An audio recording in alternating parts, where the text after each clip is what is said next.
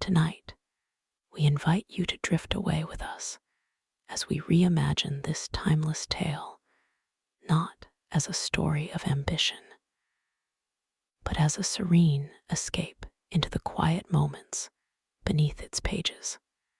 Close your eyes and let the whispers carry you to a world of soft moonlight, tranquil gardens, and gentle dreams. This is not just a story, it's a lullaby crafted to calm your mind, ease your thoughts, and guide you into a deep, peaceful sleep. Let every word wrap around you like a warm blanket, carrying you gently toward restful slumber. Are you ready? Breathe deeply, relax, and let the journey begin. Pride and Prejudice by Jane Austen. Chapter 1. It is a truth universally acknowledged that a single man in possession of a good fortune must be in want of a wife.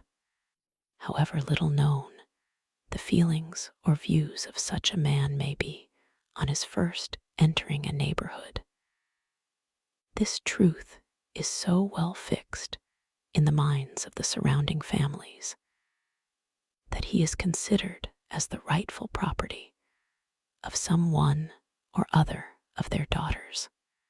"My dear Mr. Bennet," said his lady to him one day, "have you heard that Netherfield Park is let at last?" Mr. Bennet replied that he had not. "But it is," returned she, "for Mrs. Long has just been here, and she told me all about it." Mr. Bennet made no answer. "Do not you want to know who has taken it?" cried his wife, impatiently. "You want to tell me, and I have no objection to hearing it." This was invitation enough. "Why, my dear, you must know. Mrs. Long says that Netherfield is taken by a young man of large fortune from the north of England, that he came down on Monday in a chaise and four to see the place, and was so much delighted with it that he agreed with Mr. Morris immediately, that he is to take possession before Michaelmas, and some of his servants are to be in the house by the end of next week. What is his name? Bingley. Is he married or single? Oh, single, my dear, to be sure. A single man of large fortune, 4,000 or 5,000 a year. What a fine thing for our girls. How so? How can it affect them? My dear Mr. Bennet, replied his wife, how can you be so tiresome? You must know that I am thinking of his marrying one of them. Is that his design in settling here? Design? Nonsense. How can you talk so? But it is very likely that he may fall in love with one of them, and therefore you must visit him as soon as he comes. I see no occasion for that. You and the girls may go, or you may send them by themselves, which perhaps will be still better. For as you are as handsome as any of them, Mr. Bingley might like you the best of the party. My dear, you flatter me. I certainly have had my share of beauty, but I do not pretend to be anything extraordinary now. When a woman has 5 grown-up daughters, she ought to give over thinking of her own beauty. In such cases, a woman has not often much beauty to think of. But, my dear, you must indeed go and see Mr. Bingley when he comes into the neighborhood. It is more than I engage for, I assure you. But consider your daughters. Only think what an establishment it would be for one of them. Sir William and Lady Lucas are determined to go, merely on that account, for in general, you know, they visit no newcomers.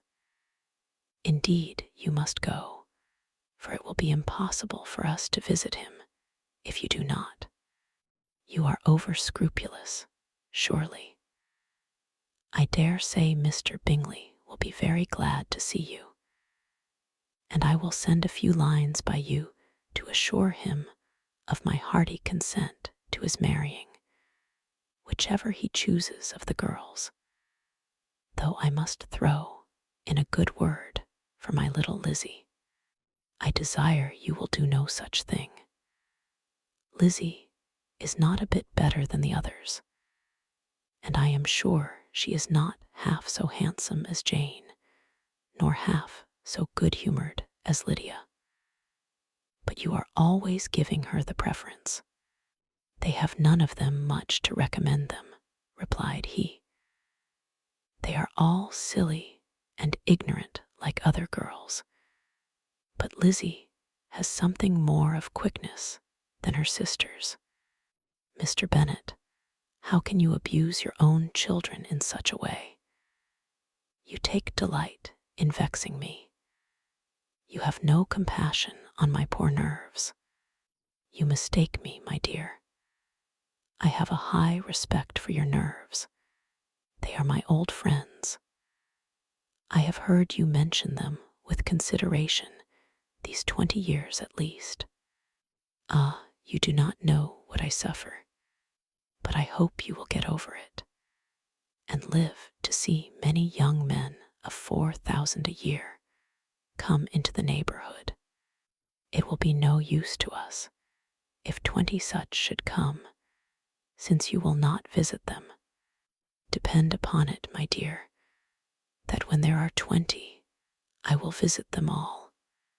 Mr. Bennet was so odd a mixture of quick parts, sarcastic humor, reserve, and caprice, that the experience of 23 years had been insufficient to make his wife understand his character. Her mind was less difficult to develop. She was a woman of mean understanding, little information, and uncertain temper. When she was discontented, she fancied herself nervous. The business of her life was to get her daughters married. Its solace was visiting and news.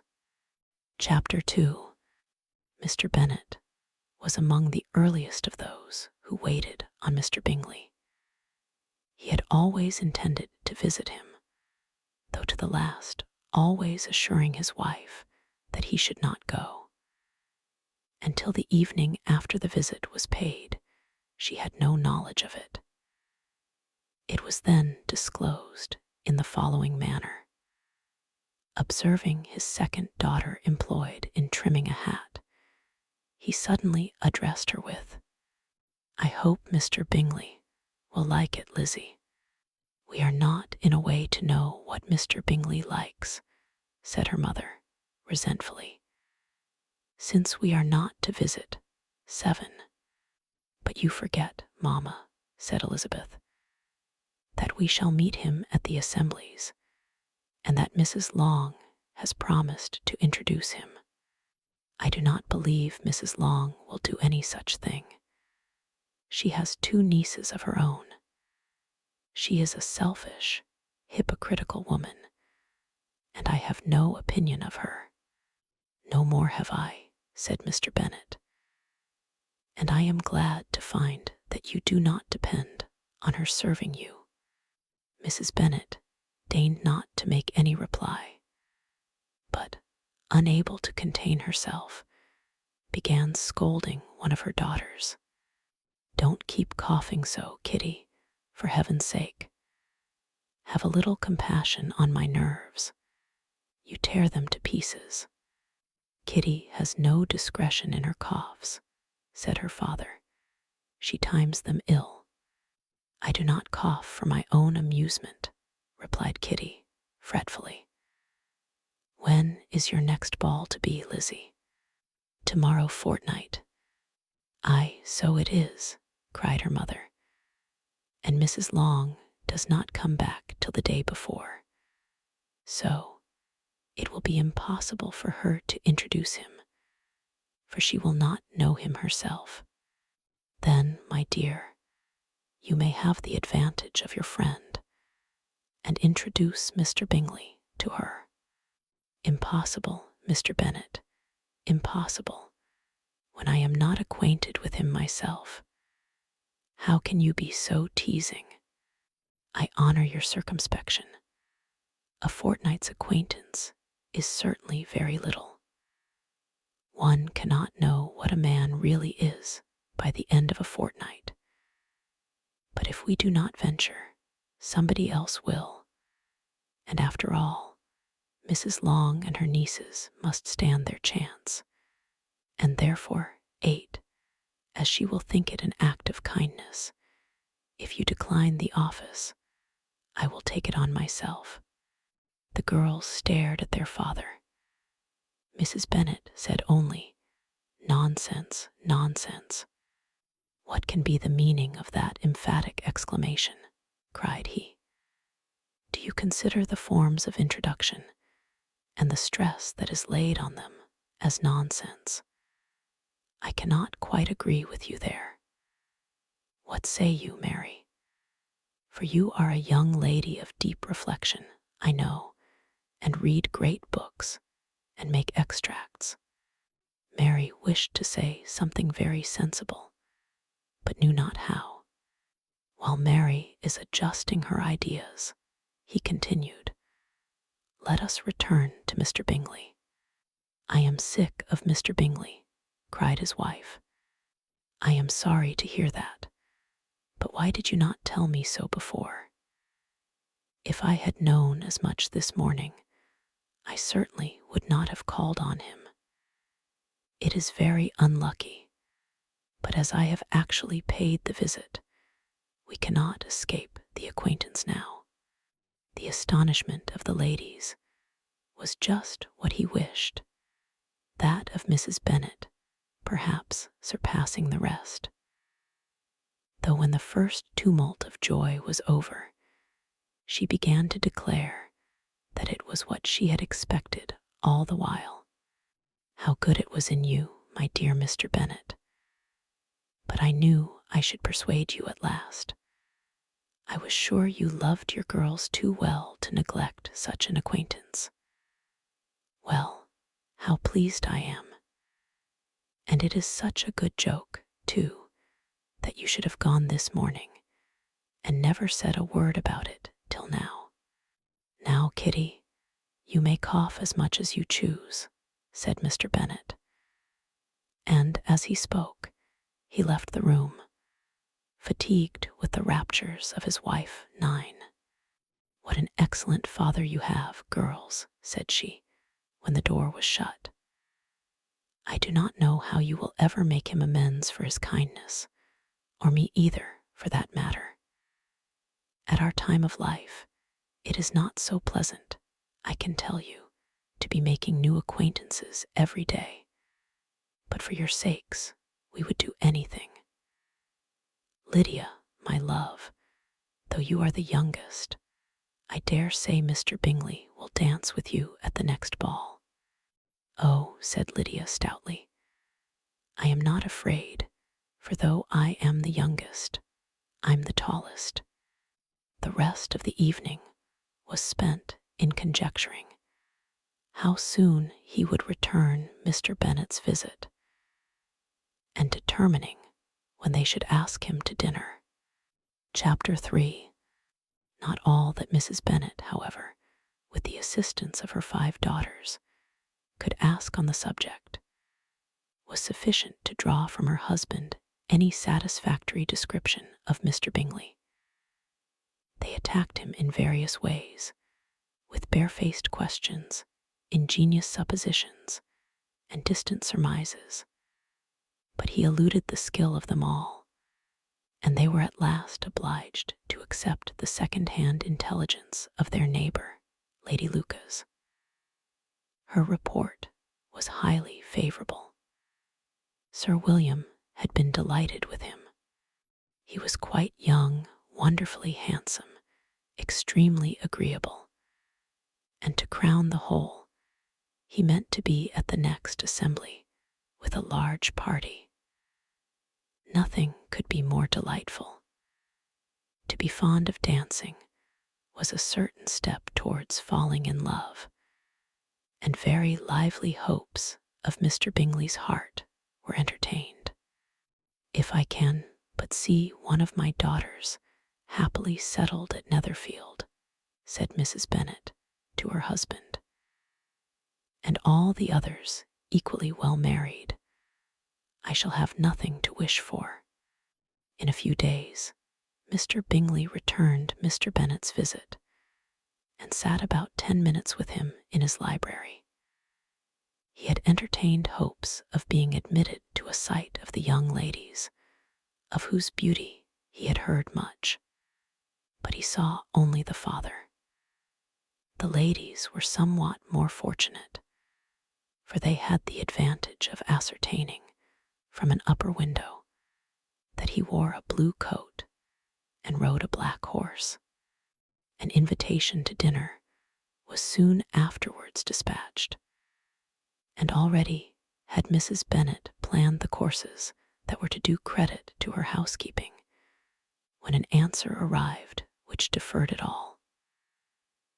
Mr. Bingley was obliged to be in town the following day, and consequently unable to accept the honor of their invitation, etc. Mrs. Bennet was quite disconcerted. She could not imagine what business he could have in town so soon after his arrival in Hertfordshire, and she began to fear that he might always be flying about from one place to another, and never settled at Netherfield as he ought to be. Lady Lucas quieted her fears a little by starting the idea of his being gone to London, only to get a large party for the ball, and a report soon followed that Mr. Bingley was to bring 12 ladies and 7 gentlemen with him to the assembly.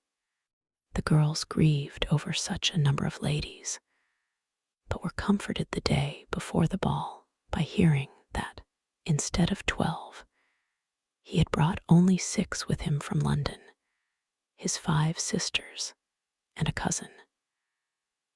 And when the party entered the assembly room, it consisted of only 5 altogether: Mr. Bingley, his 2 sisters, the husband of the eldest, and another young man.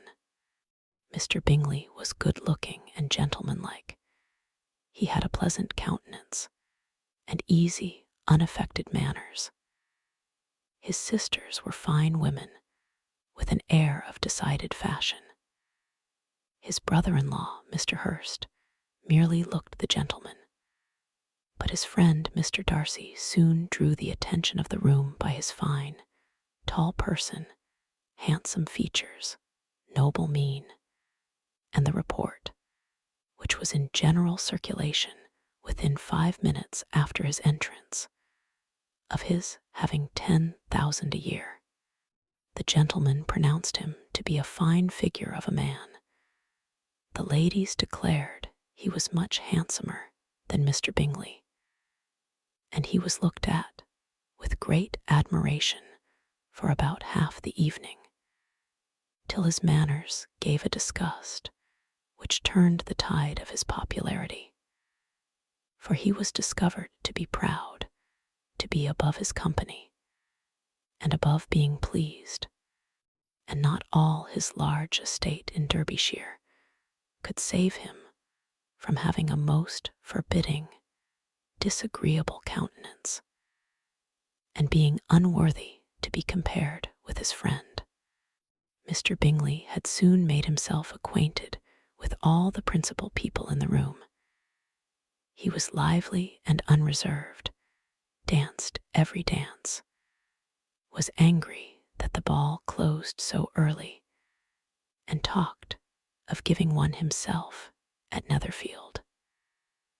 Such amiable qualities must speak for themselves. What a contrast between him and his friend. Mr. Darcy danced only once with Mrs. Hurst, and once with Miss Bingley, declined being introduced to any other lady, and spent the rest of the evening in walking about the room, speaking occasionally to one of his own party. His character was decided. He was the proudest, most disagreeable man in the world, and everybody hoped that he would never come there again. Amongst the most violent against him was Mrs. Bennet, whose dislike of his general behavior was sharpened into particular resentment by his having slighted one of her daughters. Elizabeth Bennet had been obliged, by the scarcity of gentlemen, to sit down for 2 dances, and during part of that time Mr. Darcy had been standing near enough for her to overhear a conversation between him and Mr. Bingley, who came from the dance for a few minutes to press his friend to join it. "Come, Darcy," said he, "I must have you dance. I hate to see you standing about by yourself in this stupid manner. You had much better dance." "I certainly shall not. You know how I detest it, unless I am particularly acquainted with my partner. At such an assembly as this, it would be insupportable. Your sisters are engaged, and there is not another woman in the room whom it would not be a punishment to me to stand up with." "I would not be so fastidious as you are," cried Bingley, "for a kingdom. Upon my honor, I never met with so many pleasant girls in my life as I have this evening, and there are several of them, you see, uncommonly pretty. You are dancing with the only handsome girl in the room," said Mr. Darcy, looking at the eldest Miss Bennet. "Oh, she is the most beautiful creature I ever beheld. But there is one of her sisters sitting down just behind you, who is very pretty, and I dare say very agreeable. Do let me ask my partner to introduce you." "Which do you mean?" And turning round, he looked for a moment at Elizabeth, till, catching her eye, he withdrew his own, and coldly said, "She is tolerable, but not handsome enough to tempt me, and I am in no humor at present to give consequence to young ladies who are slighted by other men. You had better return to your partner and enjoy her smiles, for you are wasting your time with me." Mr. Bingley followed his advice. Mr. Darcy walked off, and Elizabeth remained with no very cordial feelings towards him.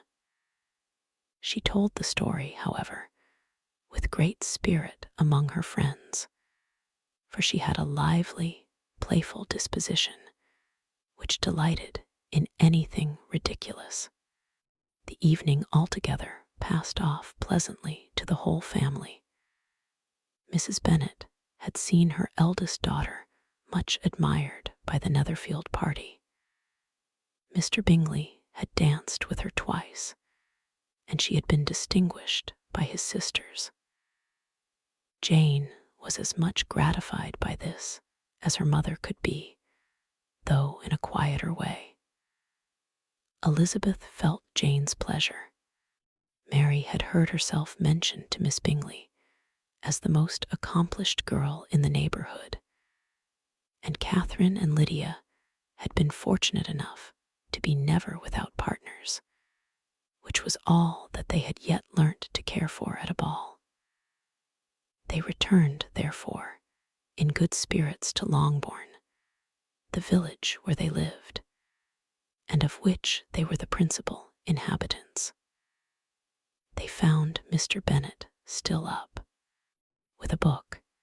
He was regardless of time, and on the present occasion he had a good deal of curiosity as to the event of an evening which had raised such splendid expectations. He had rather hoped that all his wife's views on the stranger would be disappointed, but he soon found that he had a very different story to hear.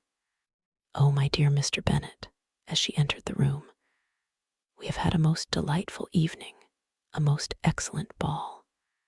I wish you had been there. Jane was so admired. Nothing could be like it. Everybody said how well she looked, and Mr. Bingley thought her quite beautiful and danced with her twice. Only think of that, my dear. He actually danced with her twice, and she was the only creature in the room that he asked a second time. First of all, he asked Miss Lucas. I was so vexed to see him stand up with her.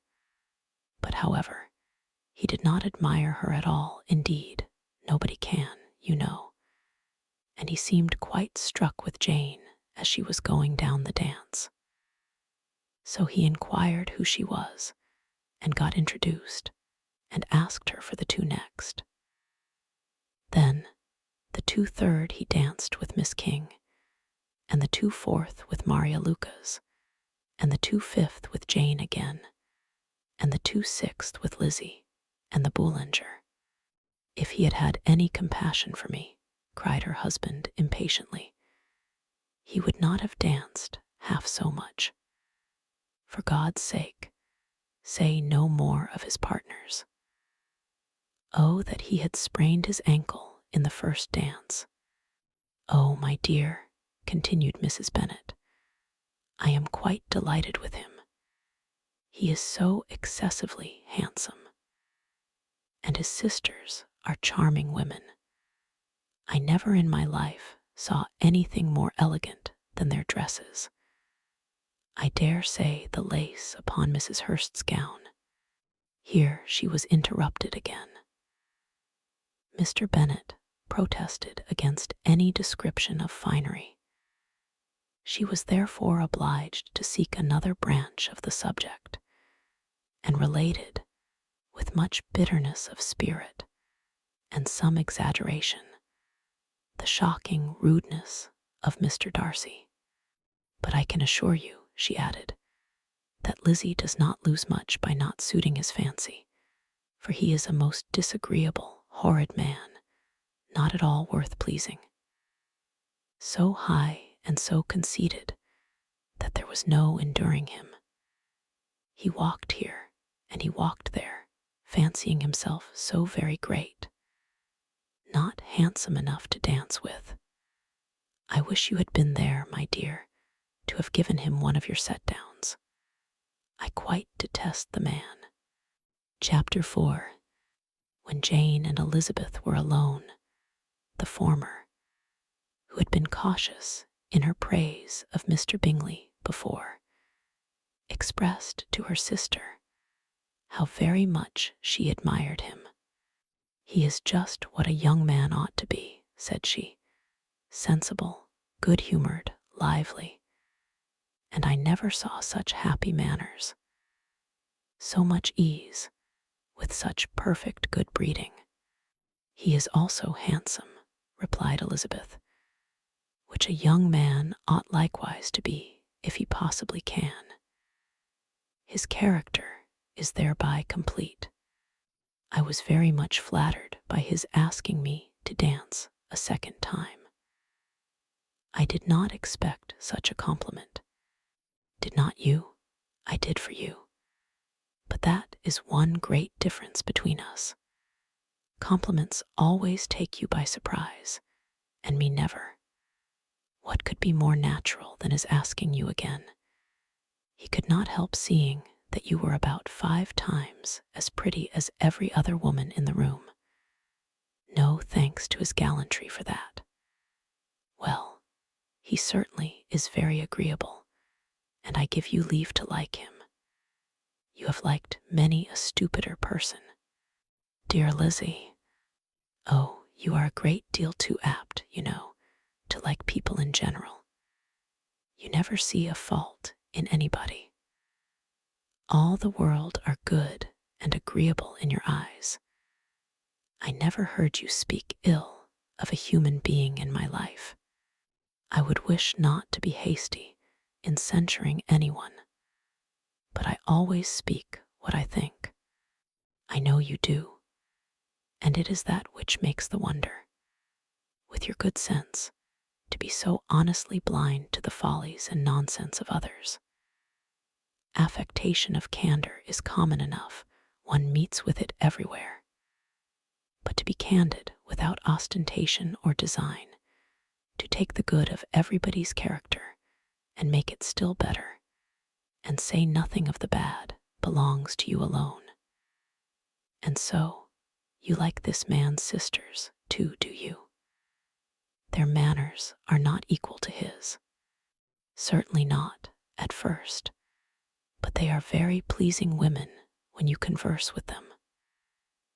Miss Bingley is to live with her brother and keep his house, and I am much mistaken if we shall not find a very charming neighbor in her.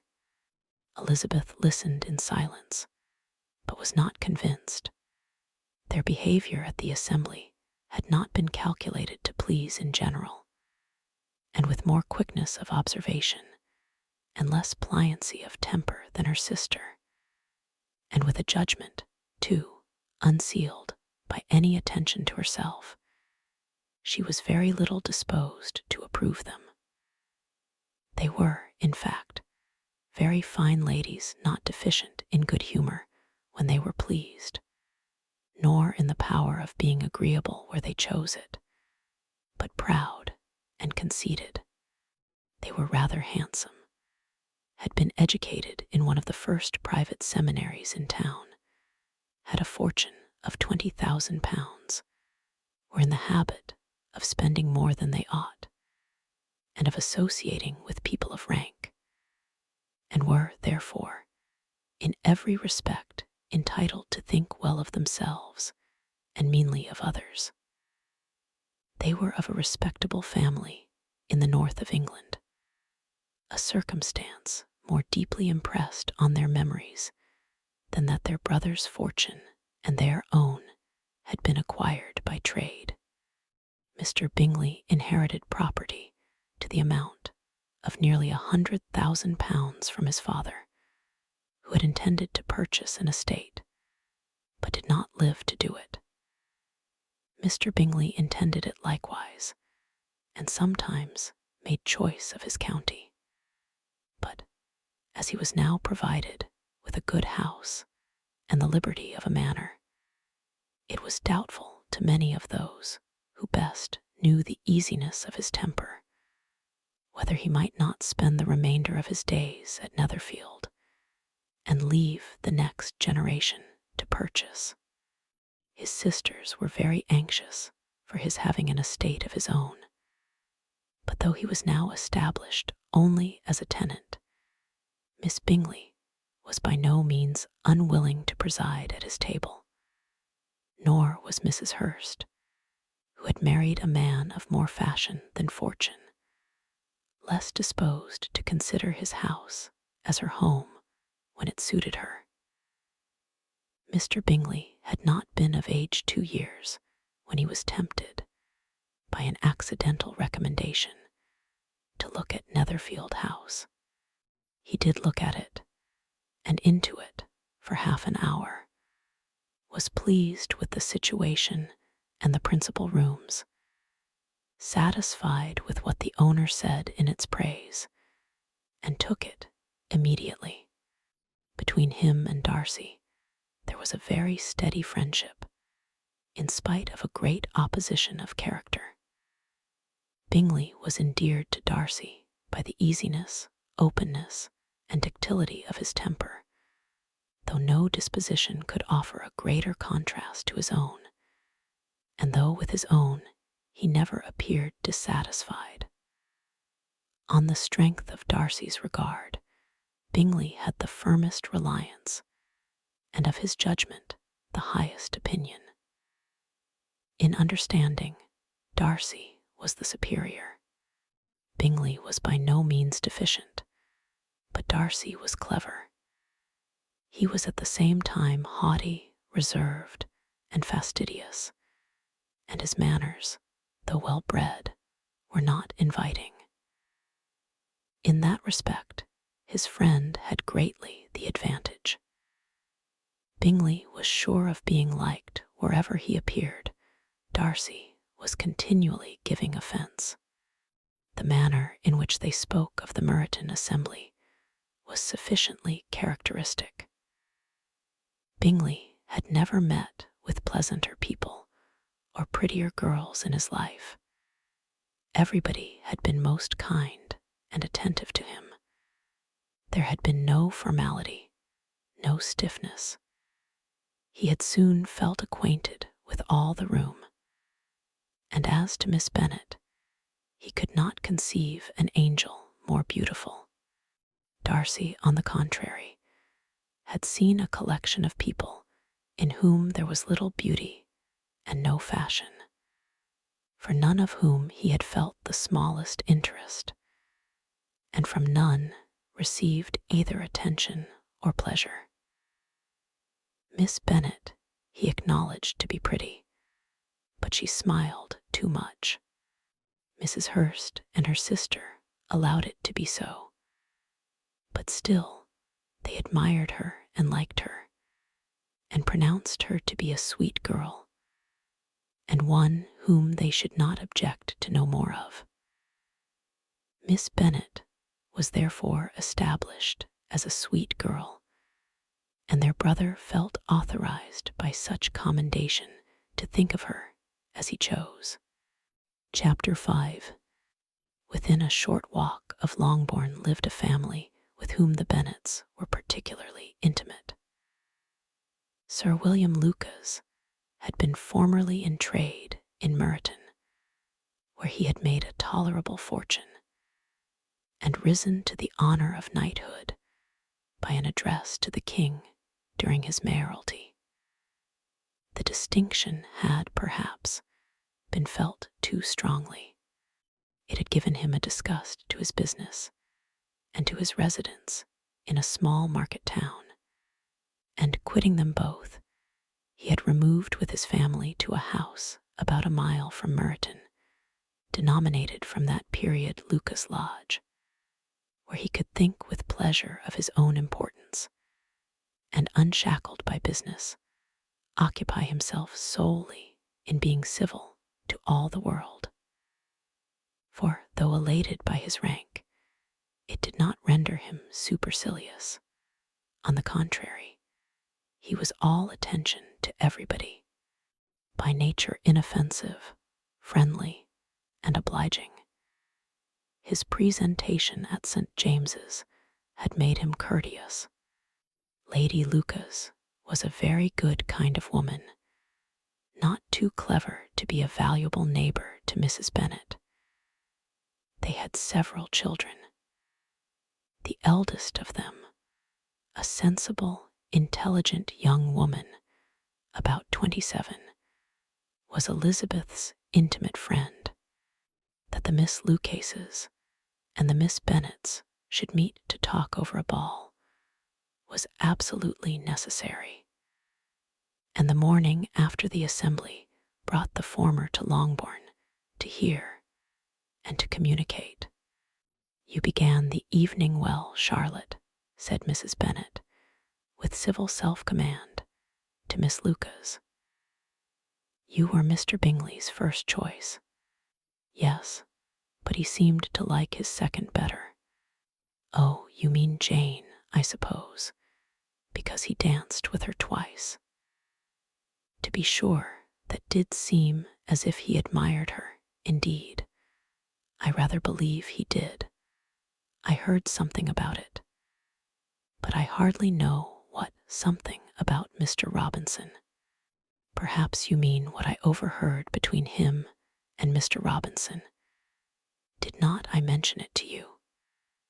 Mr. Robinson, asking him how he liked our Meryton assemblies, and whether he did not think there were a great many pretty women in the room, and which he thought the prettiest, and his answering immediately to the last question, 'Oh, the eldest Miss Bennet, beyond a doubt. There cannot be two opinions on that point. Upon my word. Well, that was very decided indeed. That does seem as if, but however, it may all come to nothing, you know. My overhearings were more to the purpose than yours, Eliza, said Charlotte. Mr. Darcy is not so well worth listening to as his friend, is he? Poor Eliza. To be only just tolerable. I beg you will not put it into Lizzie's head to be vexed by his ill treatment, for he is such a disagreeable man that it would be quite a misfortune to be liked by him. Mrs. Long told me last night that he sat close to her for half an hour without once opening his lips. Are you quite sure, ma'am?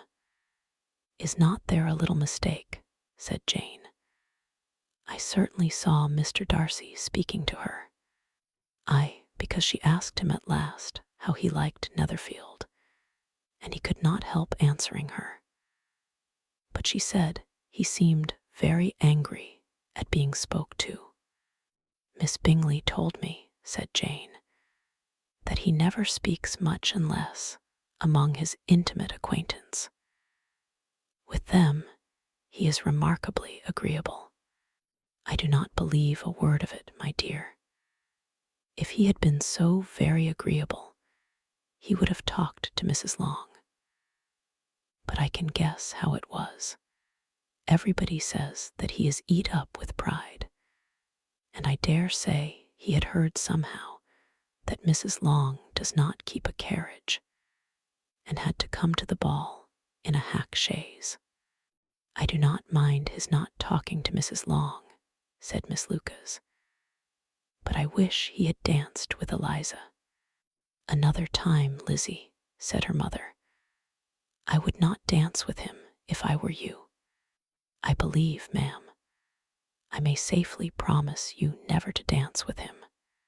His pride, said Miss Lucas, does not offend me so much as pride often does, because there is an excuse for it. One cannot wonder that so very fine a young man, with family, fortune, everything in his favor, should think highly of himself. If I may so express it, he has a right to be proud. That is very true, replied Elizabeth, and I could easily forgive his pride if he had not mortified mine. Pride, observed Mary, who piqued herself upon the solidity of her reflections, is a very common failing, I believe. By all that I have ever read, I am convinced that it is very common indeed, that human nature is particularly prone to it, and that there are very few of us who do not cherish a feeling of self-complacency on the score of some quality or other, real or imaginary. Vanity and pride are different things, though the words are often used synonymously. A person may be proud without being vain. Pride relates more to our opinion of ourselves, vanity to what we would have others think of us. If I were as rich as Mr. Darcy, cried a young Lucas, who came with his sisters, I should not care how proud I was. I would keep a pack of foxhounds and drink a bottle of wine every day. Then you would drink a great deal more than you ought, said Mrs. Bennet. And if I were to see you at it, I should take away your bottle directly. The boy protested that she should not. She continued to declare that she would, and the argument ended only with the visit. Chapter 6. The ladies of Longbourn soon waited on those of Netherfield. The visit was returned in due form. Miss Bennet's pleasing manners grew on the goodwill of Mrs. Hurst and Miss Bingley, and though the mother was found to be intolerable, and the younger sisters not worth speaking to. A wish of being better acquainted with them was expressed towards the two eldest. By Jane, this attention was received with the greatest pleasure. But Elizabeth still saw superciliousness in their treatment of everybody, hardly excepting even her sister, and could not like them, though their kindness to Jane, such as it was, had a value as arising, in all probability, from the influence of their brother's admiration. It was generally evident, whenever they met, that he did admire her, and to her it was equally evident that Jane was yielding to the preference which she had begun to entertain for him from the first, and was in a way to be very much in love. But she considered with pleasure that it was not likely to be discovered by the world in general, since Jane united with great strength of feeling, a composure of temper, and an uniform cheerfulness of manner, which would guard her from the suspicions of the impertinent. She mentioned this to her friend, Miss Lucas. "It may, perhaps, be pleasant," replied Charlotte, "to be able to impose on the public in such a case, but it is sometimes a disadvantage to be so very guarded. If a woman conceals her affection with the same skill from the object of it, she may lose the opportunity of fixing him, and it will then be but poor consolation to believe the world equally in the dark. There is so much of gratitude or vanity in almost every attachment that it is not safe to leave any to itself. We can all begin freely.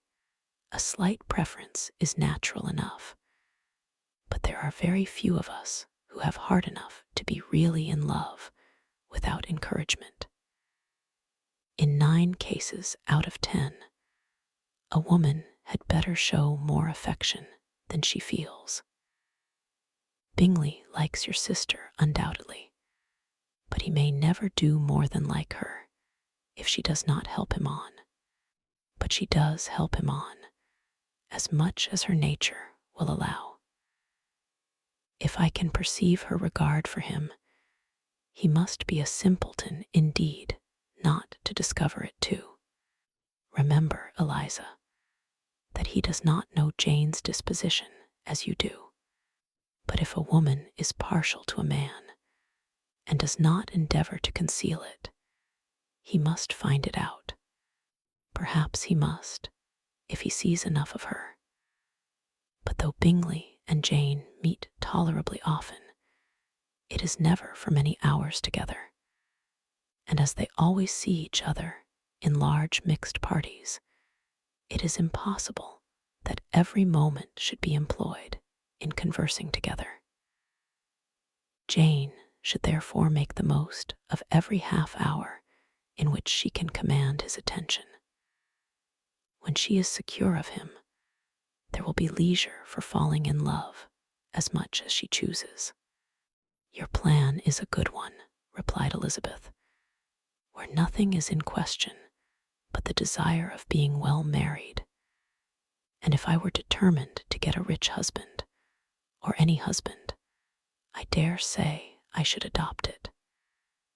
But these are not Jane's feelings. She is not acting by design. As yet she cannot even be certain of the degree of her own regard, nor of its reasonableness. She has known him only a fortnight. She danced 4 dances with him at Meryton. She saw him one morning at his own house, and has since dined in company with him 4 times. This is not quite enough to make her understand his character, not as you represent it. Had she merely dined with him, she might only have discovered whether he had a good appetite. But you must remember that 4 evenings have been also spent together, and 4 evenings may do a great deal. Yes, these 4 evenings have enabled them to ascertain that they both like Vington better than commerce. But with respect to any other leading characteristic, I do not imagine that much has been unfolded. Well, said Charlotte, I wish Jane success with all my heart, and if she were married to him tomorrow, I should think she had as good a chance of happiness as if she were to be studying his character for a 12-month. Happiness in marriage is entirely a matter of chance. If the dispositions of the parties are ever so well known to each other, or ever so similar beforehand, it does not advance their felicity in the least.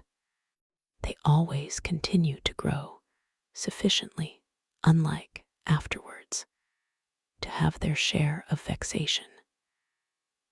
And it is better to know as little as possible of the defects of the person with whom you are to pass your life. You make me laugh, Charlotte, but it is not sound. You know it is not sound, and that you would never act in this way yourself. Occupied in observing Mr. Bingley's attention to her sister, Elizabeth was far from suspecting that she was herself becoming an object of some interest in the eyes of his friend. Mr. Darcy had at first scarcely allowed her to be pretty. He had looked at her without admiration at the ball, and when they next met, he looked at her only to criticize. But no sooner had he made it clear to himself and his friends that she had hardly a good feature in her face than he began to find it was rendered uncommonly intelligent by the beautiful expression of her dark eyes. To this discovery succeeded some others equally mortifying. Though he had detected with a critical eye more than one failure of perfect symmetry in her form, he was forced to acknowledge her figure to be light and pleasing. And in spite of his asserting that her manners were not those of the fashionable world, he was caught by their easy playfulness. Of this she was perfectly unaware. To her, he was only the man who made himself agreeable nowhere, and who had not thought her handsome enough to dance with. He began to wish to know more of her, and, as a step towards conversing with her himself, attended to her conversation with others. His doing so drew her notice. It was at Sir William Lucas's, where a large party were assembled. What does Mr. Darcy mean, said she to Charlotte, by listening to my conversation with Colonel Forster? That is a question which Mr. Darcy only can answer. But if he does it any more, I shall certainly let him know that I see what he is about. He has a very satirical eye, and if I do not begin by being impertinent myself, I shall soon grow afraid of him, on his approaching them soon afterwards, though without seeming to have any intention of speaking. Miss Lucas defied her friend to mention such a subject to him, which immediately provoking Elizabeth to do it, she turned to him and said, Did not you think, Mr. Darcy, that I expressed myself uncommonly well just now, when I was teasing Colonel Forster to give us a ball at Meryton? With great energy, but it is a subject which always makes a lady energetic. You are severe on us. It will be her turn soon to be teased, said Miss Lucas. I am going to open the instrument, Eliza, and you know what follows. You are a very strange creature by way of a friend, always wanting me to play and sing before anybody and everybody. If my vanity had taken a musical turn, you would have been invaluable. But as it is, I would really rather not sit down before those who must be in the habit of hearing the very best performers. On Miss Lucas's persevering, however, she added, "Very well, if it must be so, it must." And gravely glancing at Mr. Darcy, "There is a very fine old saying, which everybody here is of course familiar with, 'Keep your breath to cool your porridge.' And I shall keep mine to swell my song." Her performance was pleasing, though by no means capital.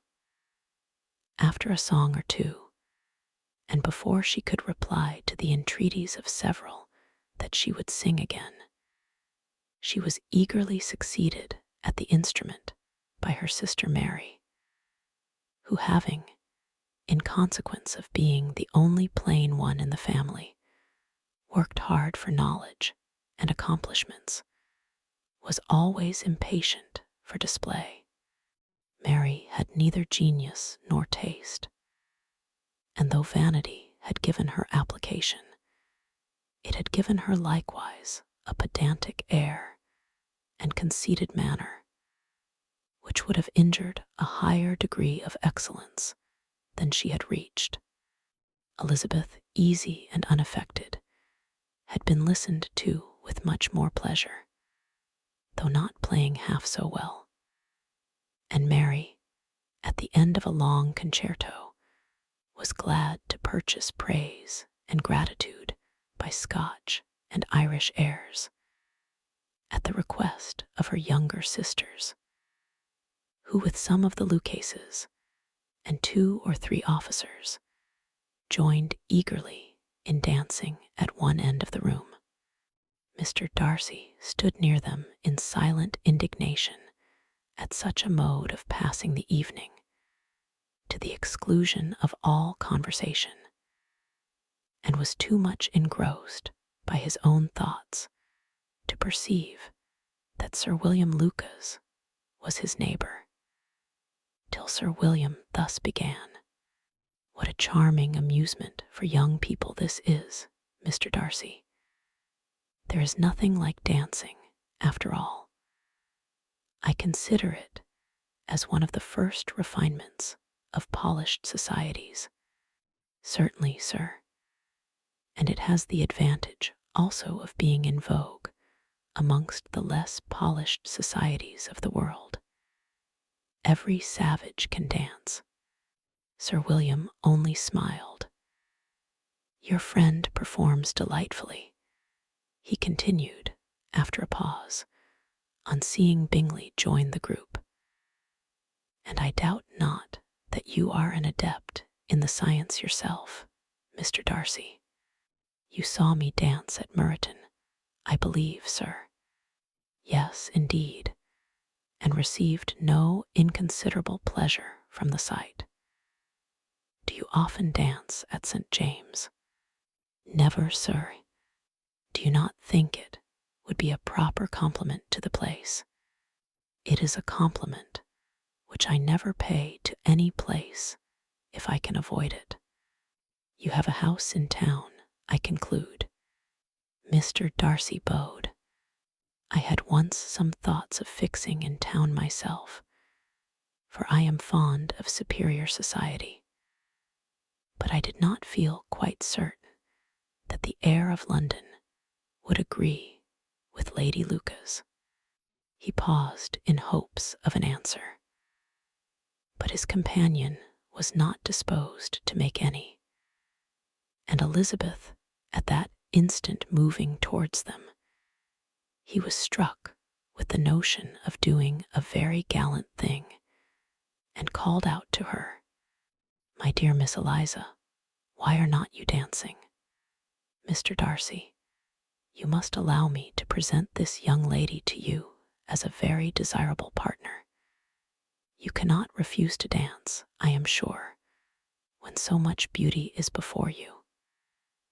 And taking her hand, he would have given it to Mr. Darcy, who, though extremely surprised, was not unwilling to receive it, when she instantly drew back, and said with some discomposure to Sir William, "Indeed, sir, I have not the least intention of dancing.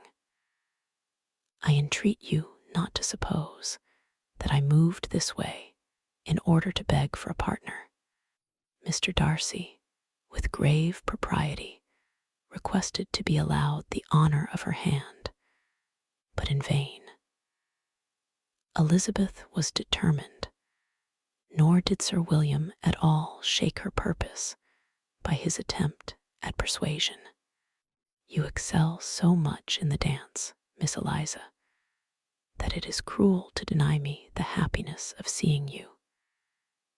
And though this gentleman dislikes the amusement in general, he can have no objection, I am sure, to oblige us for 1/2 hour."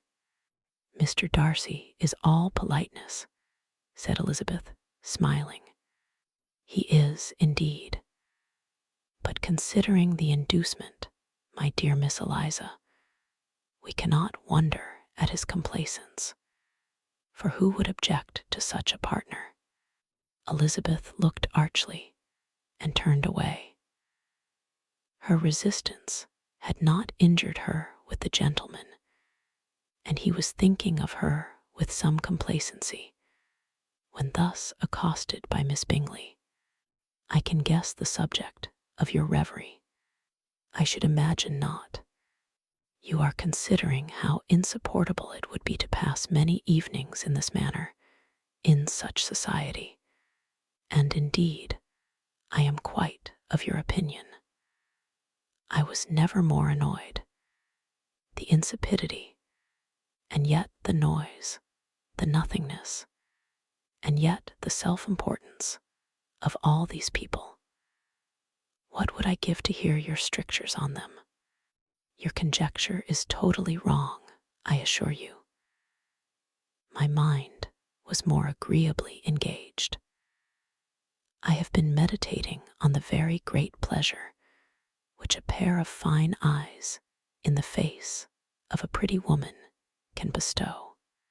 Miss Bingley immediately fixed her eyes on his face, and desired he would tell her what lady had the credit of inspiring such reflections. Mr. Darcy replied, with great intrepidity, "Miss Elizabeth Bennet." "Miss Elizabeth Bennet," repeated Miss Bingley. "I am all astonishment. How long has she been such a favourite? And pray when am I to wish you joy?" "That is exactly the question which I expected you to ask. A lady's imagination is very rapid. It jumps from admiration to love, from love to matrimony, in a moment. I knew you would be wishing me joy. Nay, if you are so serious about it, I shall consider the matter as absolutely settled. You will have a charming mother-in-law, indeed, and of course she will be always at Pemberley with you." He listened to her with perfect indifference, while she chose to entertain herself in this manner, and as his composure convinced her that all was safe, her wit flowed along. Chapter 7. Mr. Bennet's property consisted almost entirely in an estate of 2,000 a year, which, unfortunately for his daughters, was entailed, in default of heirs male, on a distant relation, and their mother's fortune, though ample for her situation in life, could but ill supply the deficiency of his. Her father had been an attorney in Meryton, and had left her 4,000 pounds. She had a sister married to a Mr. Phillips, who had been a clerk to their father, and succeeded him in the business, and a brother settled in London in a respectable line of trade. The village of Longbourn was only 1 mile from Meryton, a most convenient distance for the young ladies, who were usually tempted thither 3 or 4 times a week to pay their duty to their aunt and to a milliner's shop just over the way. The 2 youngest of the family, Catherine and Lydia, were particularly frequent in these attentions. Their minds were more vacant than their sisters', and when nothing better offered, a walk to Meryton was necessary to amuse their morning hours and furnish conversation for the evening. And however bare of news the country in general might be, they always contrived to learn some from their aunt. At present, indeed, they were well supplied both with news and happiness by the recent arrival of a militia regiment in the neighborhood. It was to remain the whole winter, and Meryton was the headquarters. Their visits to Mrs. Phillips were now productive of the most interesting intelligence. Every day added something to their knowledge of the officers' names and connections. Their lodgings were not long a secret, and at length they began to know the officers themselves. Mr. Phillips visited them all, and this opened to his nieces a source of felicity unknown before. They could talk of nothing but officers, and Mr. Bingley's large fortune, the mention of which gave animation to their mother, was worthless in their eyes when opposed to the regimentals of an ensign. After listening one morning to their effusions on this subject, Mr. Bennet coolly observed, "From all that I can collect by your manner of talking, you must be 2 of the silliest girls in the country. I have suspected it some time, but I am now convinced." Catherine was disconcerted and made no answer, but Lydia, with perfect indifference, continued to express her admiration of Captain Carter and her hope of seeing him in the course of the day, as he was going the next morning to London. "I am astonished, my dear," said Mrs. Bennet, "that you should be so ready to think your own children silly.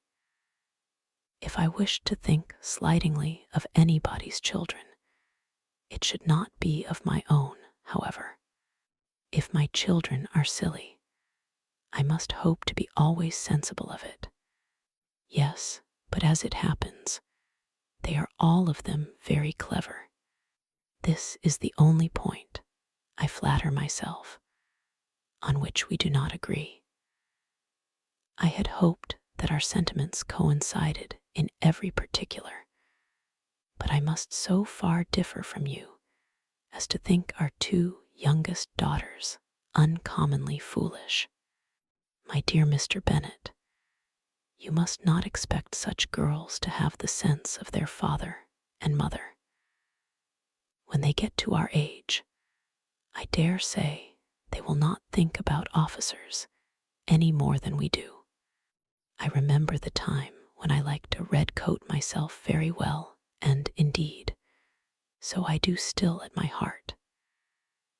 And if a smart young colonel, with 5,000 or 6,000 a year, should want one of my girls, I shall not say nay to him. And I thought Colonel Forster looked very becoming the other night at Sir William's in his regimentals." "Mamma," cried Lydia, "my aunt says that Colonel Forster and Captain Carter do not go so often to Miss Watson as they did when they first came. She sees them now very often standing in Clark's library." Mrs. Bennet was prevented replying by the entrance of the footman with a note for Miss Bennet. It came from Netherfield, and the servant waited for an answer. Mrs. Bennet's eyes sparkled with pleasure, and she was eagerly calling out, while her daughter read, "Well, Jane, who is it from? What is it about? What does he say?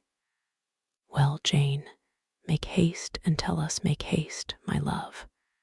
"It is from Miss Bingley," said Jane, and then read it aloud.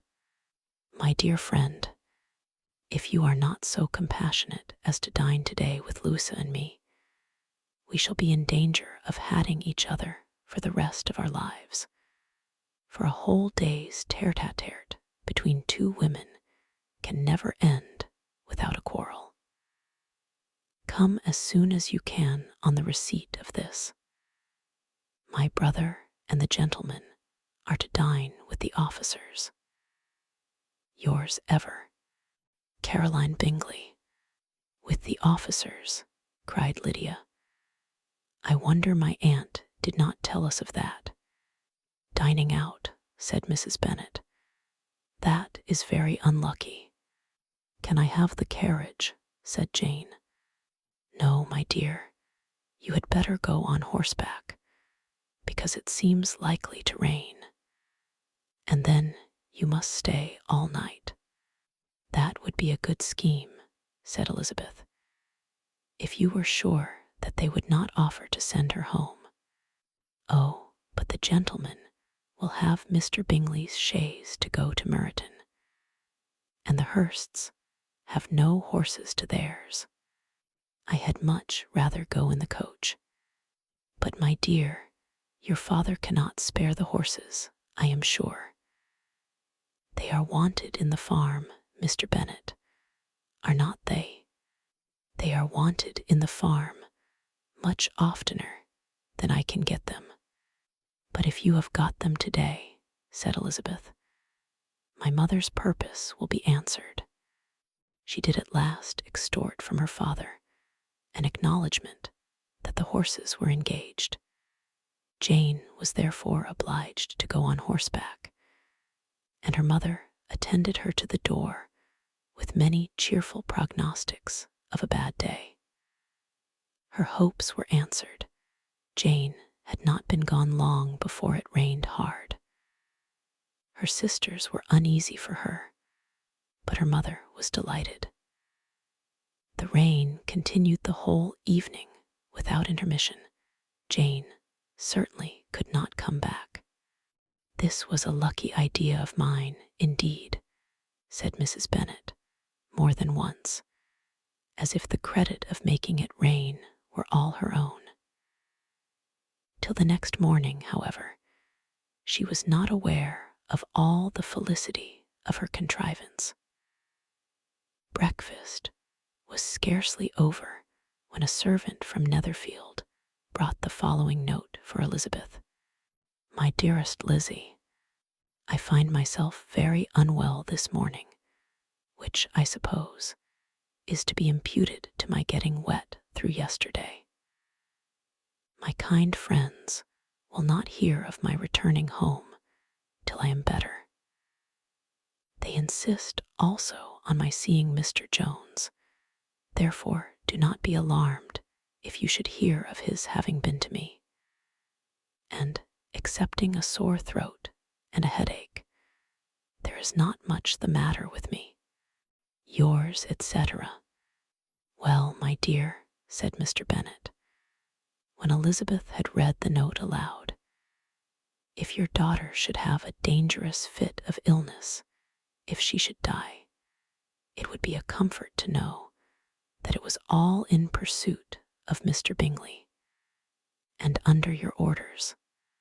Oh, I am not at all afraid of her dying. People do not die of little trifling colds. She will be taken good care of. As long as she stays there, it is all very well. I would go and see her if I could have the carriage." Elizabeth, feeling really anxious, determined to go to her, though though the carriage was not to be had. And as she was no horsewoman, walking was her only alternative. She declared her resolution. "How can you be so silly," cried her mother, "as to think of such a thing in all this dirt? You will not be fit to be seen when you get there. I shall be very fit to see Jane, which is all I want." "Is this a hint to me, Lizzie," said her father, "to send for the horses?" "No, indeed. I do not wish to avoid the walk. The distance is nothing when one has a motive, only 3 miles. I shall be back by dinner." "I admire the activity of your benevolence," observed Mary. "But every impulse of feeling should be guided by reason. And, in my opinion, exertion should always be in proportion to what is required." "We will go as far as Meryton with you," said Catherine and Lydia. Elizabeth accepted their company, and the 3 young ladies set off together.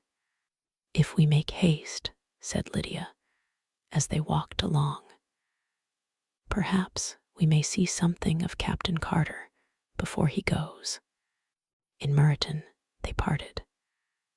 The 2 youngest repaired to the lodgings of one of the officers' wives, and Elizabeth continued her walk alone, crossing field after field at a quick pace, jumping over stiles and springing over puddles with impatient activity, and finding herself at last within view of the house, with weary ankles, dirty stockings, and a face glowing with the warmth of exercise. She was shown into the breakfast parlor, where all but Jane were assembled, and where her appearance created a great deal of surprise. That she should have walked 3 miles so early in the day in such dirty weather, and by herself, was almost incredible to Mrs. Hurst and Miss Bingley, and Elizabeth was convinced that they held her in contempt for it. She was received, however, very politely by them, and in their brother's manners there was something better than politeness. There was good humor and kindness. Mr. Darcy said very little, and Mr. Hurst nothing at all. The former was divided between admiration of the brilliancy which exercise had given to her complexion, and doubt as to the occasions justifying her coming so far alone. The latter was thinking only of his breakfast. Her inquiries after her sister were not very favorably answered. Miss Bennet had slept ill, and though up, was very feverish, and not well enough to leave her room. Elizabeth was glad to be taken to her immediately, and Jane, who had only been withheld by the fear of giving alarm or inconvenience from expressing in her note how much she longed for such a visit, was delighted at her entrance. She was not equal, however, to much conversation, and when Miss Bingley left them together, could attempt little beside expressions of gratitude for the extraordinary kindness she was treated with. Elizabeth silently attended her. When breakfast was over, they were joined by the sisters, and Elizabeth began to like them herself when she saw how much affection and solicitude they showed for Jane. The apothecary came, and having examined his patient, said, as might be supposed, that she had caught a violent cold, and that they must endeavor to get the better of it, advised her to return to bed, and promised her some draughts. The advice was followed readily, for the feverish symptoms increased, and her head ached acutely. Elizabeth did not quit her room for a moment, nor were the other ladies often absent, the gentlemen being out. They had, in fact, nothing to do elsewhere. When the clock struck 3, Elizabeth felt that she must go, and very unwillingly said so. Miss Bingley offered her the carriage, and she only wanted a little pressing to accept it, when Jane testified such concern at parting with her that Miss Bingley was obliged to convert the offer of the chaise into an invitation to remain at Netherfield for the present. Elizabeth most thankfully consented, and a servant was dispatched to Longbourn to acquaint the family with her stay and bring back a supply of clothes. Chapter 8. At 5 o'clock the two ladies retired to dress, and at 6:30 Elizabeth was summoned to dinner. To the civil inquiries, which then poured in, and amongst which she had the pleasure of distinguishing the much superior solicitude of Mr. Bingley, she could not make a very favourable answer. Jane was by no means better. The sisters, on hearing this, repeated 3 or 4 times how much they were grieved, how shocking it was to have a bad cold, and how excessively they disliked being ill themselves, and then thought no more of the matter. And their indifference towards Jane, when not immediately before them, restored Elizabeth to the enjoyment of all her original dislike. Their brother, indeed, was the only one of the party whom she could regard with any complacency. His anxiety for Jane was evident, and his attentions to herself most pleasing, and they prevented her feeling herself so much an intruder, as she believed she was considered by the others. She had very little notice from any but him. Miss Bingley was engrossed by Mr. Darcy, her sister scarcely less so. And as for Mr. Hurst, by whom Elizabeth sat, he was an indolent man, who lived only to eat, drink, and play at cards, who, when he found her prefer a plain dish to a ragout, had nothing to say to her. When dinner was over, she returned directly to Jane, and Miss Bingley began abusing her as soon as she was out of the room. Her manners were pronounced to be very bad indeed, a mixture of pride and impertinence. She had no conversation, no style, no taste, no beauty. Mrs. Hurst thought the same, and added, "She has nothing, in short, to recommend her, but being an excellent walker. I shall never forget her appearance this morning. She really looked almost wild. She did indeed, Louisa. I could hardly keep my countenance. Very nonsensical to come at all. Why must she be scampering about the country? Because her sister had a cold. Her hair so untidy, so blowsy. Yes, and her petticoat. I hope you saw her petticoat, 6 inches deep in mud. I am absolutely certain. And the gown which had been let down to hide it, not doing its office. Your picture may be very exact, Louisa, said Bingley, but this was all lost upon me. I thought Miss Elizabeth Bennet looked remarkably well when she came into the room this morning. Her dirty petticoat quite escaped my notice. You observed it, Mr. Darcy, I am sure, said Miss Bingley, and I am inclined to think that you would not wish to see your sister make such an exhibition. Certainly not. To walk 3 miles, or 4 miles, or 5 miles, or whatever it is, above her ankles in dirt, and alone, quite alone. What could she mean by it? It seems to me to show an abominable sort of conceited independence, a most country town indifference to decorum. It shows an affection for her sister that is very pleasing, said Bingley. I am afraid, Mr. Darcy, observed Miss Bingley in a half-whisper, that this adventure has rather affected your admiration of her fine eyes. Not at all, he replied. They were brightened by the exercise. A short pause followed this speech, and Mrs. Hurst began again. I have an excessive regard for Jane Bennet. She is really a very sweet girl, and I wish with all my heart she were well settled. But with such a father and mother, and such low connections, I am afraid there is no chance of it. I think I have heard you say that their uncle is an attorney in Meryton.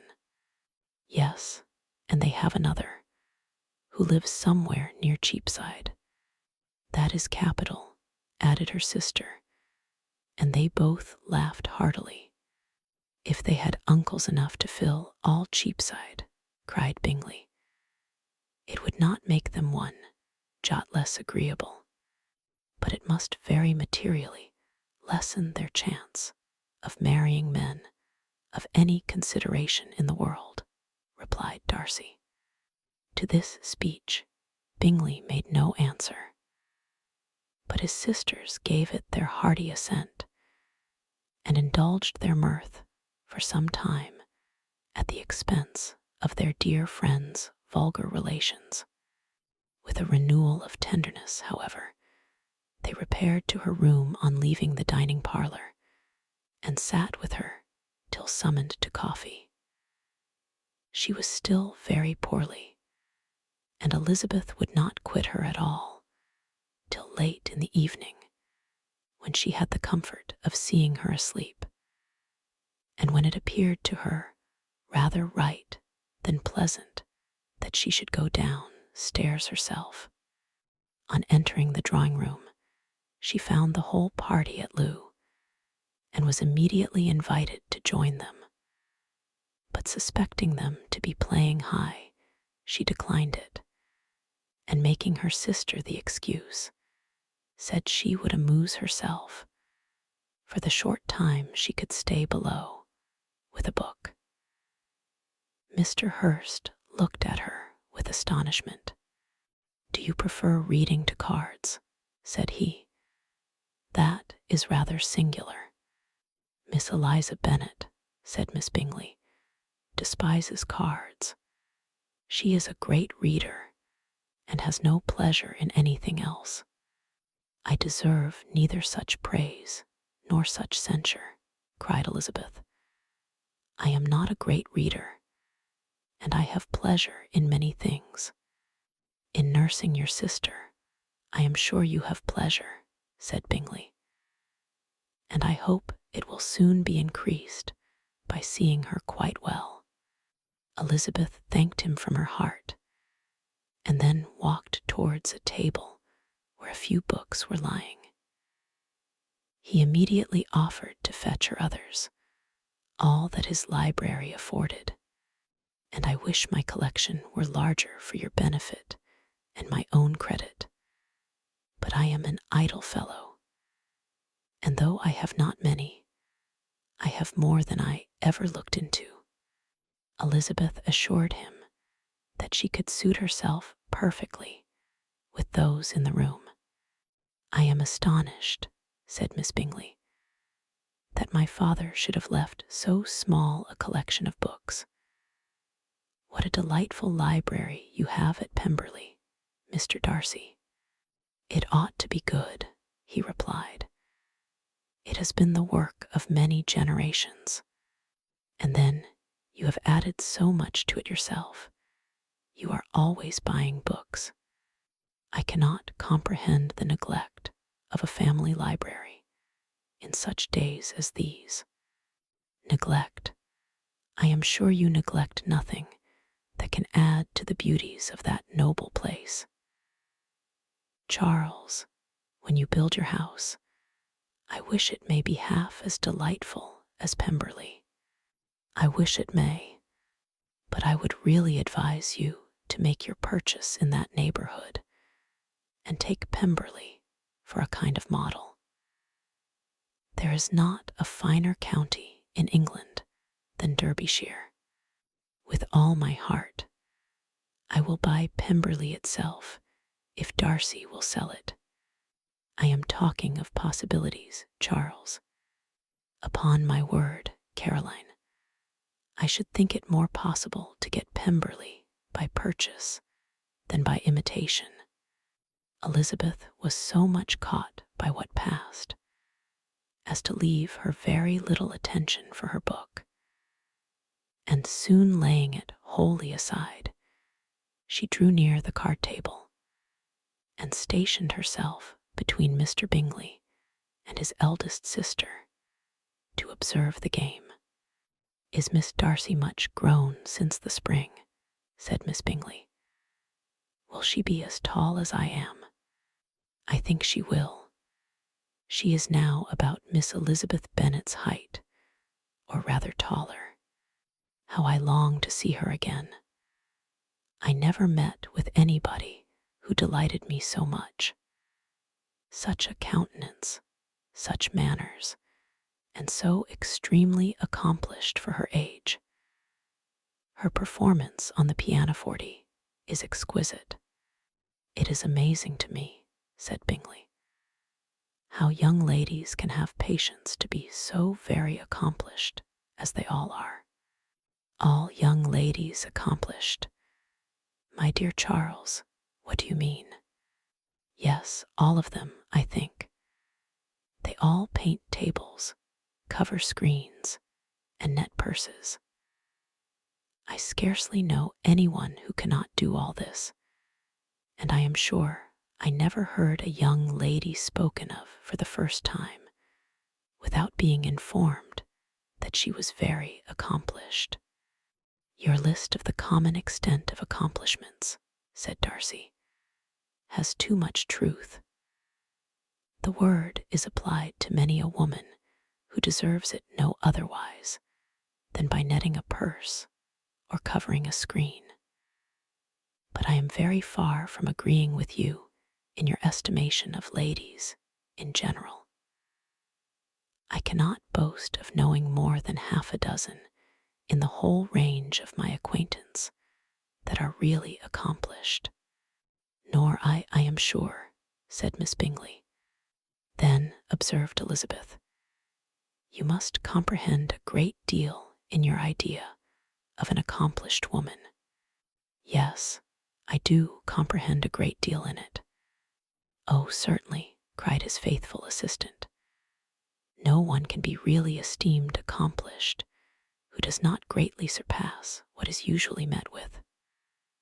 A woman must have a thorough knowledge of music, singing, drawing, dancing, and the modern languages to deserve the word. And besides all this, she must possess a certain something in her air and manner of walking, the tone of her voice, her address and expressions, or the word will be but half deserved. All this she must possess," added Darcy, "and to all she must yet add something more substantial in the improvement of her mind by extensive reading. I am no longer surprised at your knowing only 6 accomplished women. I rather wonder now at your knowing any. Are you so severe upon your own sex as to doubt the possibility of all this? I never saw such a woman. I never saw such capacity, and taste, and application, and elegance, as you describe, united." Mrs. Hurst and Miss Bingley both cried out against the injustice of her implied doubt, and were both protesting that they knew many women who answered this description, when Mr. Hurst called them to order with bitter complaints of their inattention to what was going forward. As all conversation was thereby at an end, Elizabeth soon afterwards left the room. "Eliza Bennet," said Miss Bingley, when the door was closed on her, "is one of those young ladies who seek to recommend themselves to the other sex by undervaluing their own. And with many men, I dare say, it succeeds. But, in my opinion, it is a paltry device, a very mean art." "Undoubtedly," replied Darcy, to whom this remark was chiefly addressed. "There is meanness in all the arts which ladies sometimes condescend to employ for captivation. Whatever bears affinity to cunning is despicable." Miss Bingley was not so entirely satisfied with this reply as to continue the subject. Elizabeth joined them again, only to say that her sister was worse, and that she could not leave her. Bingley urged Mr. Jones's being sent for immediately, while his sisters, convinced that no country advice could be of any service, recommended an express to town for one of the most eminent physicians.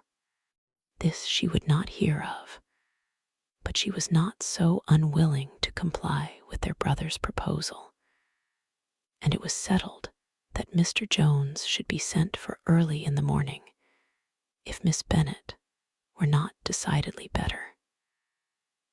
Bingley was quite uncomfortable. His sisters declared that they were miserable. They solaced their wretchedness, however, by duets after supper. While he could find no better relief to his feelings than by giving his housekeeper directions that every possible attention might be paid to the sick lady and her sister. Chapter 9. Elizabeth passed the chief of the night in her sister's room, and in the morning had the pleasure of being able to send a tolerable answer to the inquiries which she very early received from Mr. Bingley by a housemaid, and some time afterwards from the 2 elegant ladies who waited on his sisters. In spite of this amendment, however, she requested to have a note sent to Longbourn, desiring her mother to visit Jane and form her own judgment of her situation. The note was immediately dispatched, and its contents as quickly complied with. Mrs. Bennet, accompanied by her 2 youngest girls, reached Netherfield soon after the family breakfast.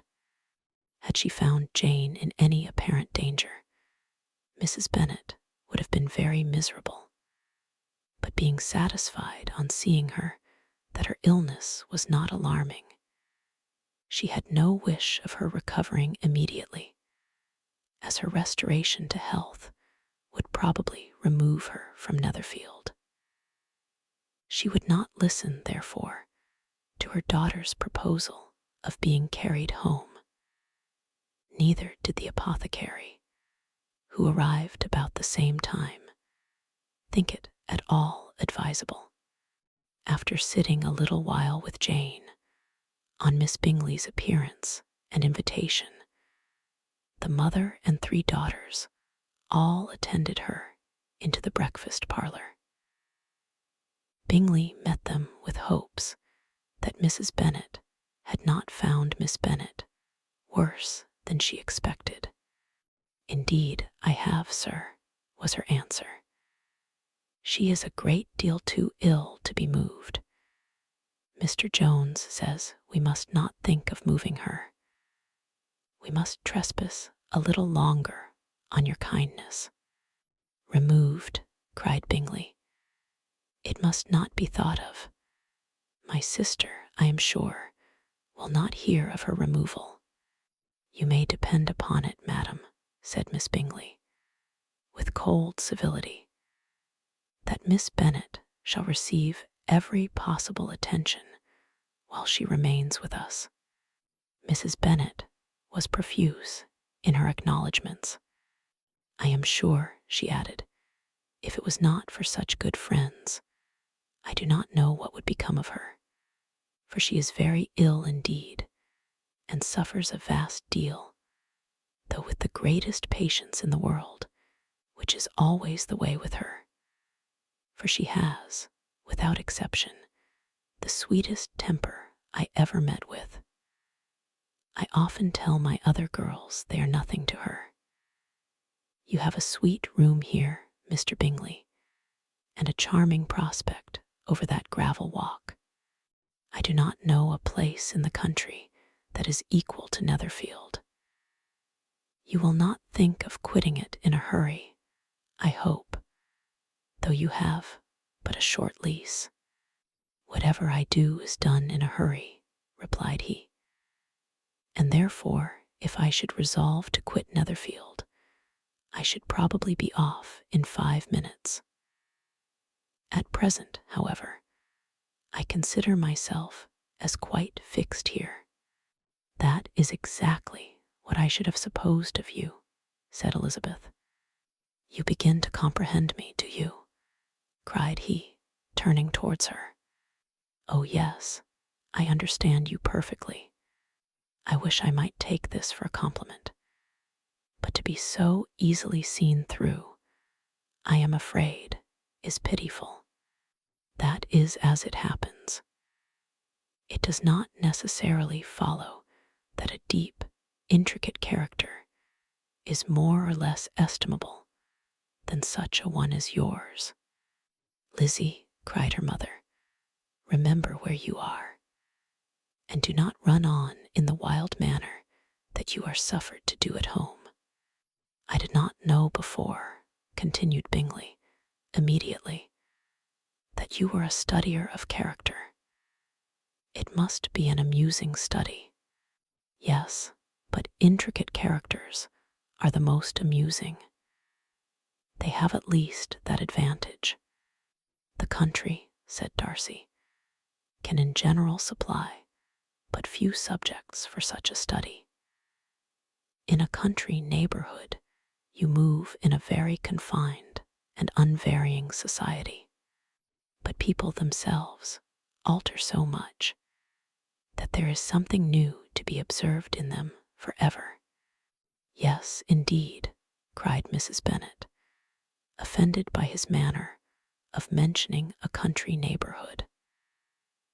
"I assure you there is quite as much of that going on in the country as in town." Everybody was surprised, and Darcy, after looking at her for a moment, turned silently away. Mrs. Bennet, who fancied she had gained a complete victory over him, continued her triumph. "I cannot see that London has any great advantage over the country, for my part, except the shops and public places. The country is a vast deal pleasanter, is not it, Mr. Bingley?" "When I am in the country," he replied, "I never wish to leave it, and when I am in town, it is pretty much the same. They have each their advantages, and I can be equally happy in either." That is because you have the right disposition." But that gentleman, looking at Darcy, seemed to think the country was nothing at all. "Indeed, mamma, you are mistaken," said Elizabeth, blushing for her mother. "You quite mistook Mr. Darcy. He only meant that there was not such a variety of people to be met with in the country as in town, which you must acknowledge to be true." "Certainly, my dear, nobody said there were. But as to not meeting with many people in this neighborhood, I believe there are few neighborhoods larger. I know we dine with 24 families. Nothing but concern for Elizabeth could enable Bingley to keep his countenance. His sister was less delicate and directed her eye towards Mr. Darcy with a very expressive smile. Elizabeth, for the sake of saying something that might turn her mother's thoughts, now asked her if Charlotte Lucas had been at Longbourn since her coming away. Yes, she called yesterday with her father. What an agreeable man Sir William is, Mr. Bingley, is not he? So much the man of fashion, so genteel and so easy. He has always something to say to everybody. That is my idea of good breeding, and those persons who fancy themselves very important and never open their mouths quite mistake the matter. Did Charlotte dine with you? No, she would go home. I fancy she was wanted about the mince pies. For my part, Mr. Bingley, I always keep servants that can do their own work. My daughters are brought up differently. But everybody is to judge for themselves, and the Lucases are a very good sort of girls, I assure you. It is a pity they are not handsome. Not that I think Charlotte so very plain, but then she is our particular friend. She seems a very pleasant young woman, said Bingley. Oh dear, yes, but you must own she is very plain. Lady Lucas herself has often said so, and envied me Jane's beauty. I do not like to boast of my own child, but to be sure, Jane, one does not often see anybody better looking. It is what everybody says. I do not trust my own partiality. When she was only 15, there was a gentleman at my brother Gardiner's in town so much in love with her that my sister-in-law was sure he would make her an offer before we came away. But however, he did not.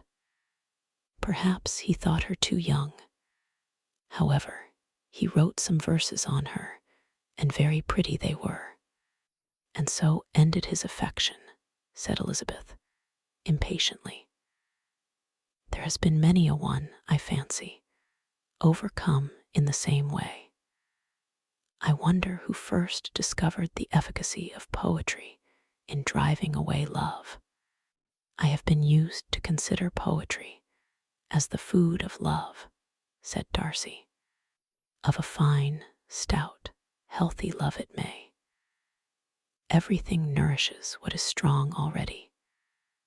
But if it be only a slight, thin sort of inclination, I am convinced that one good sonnet will starve it entirely away.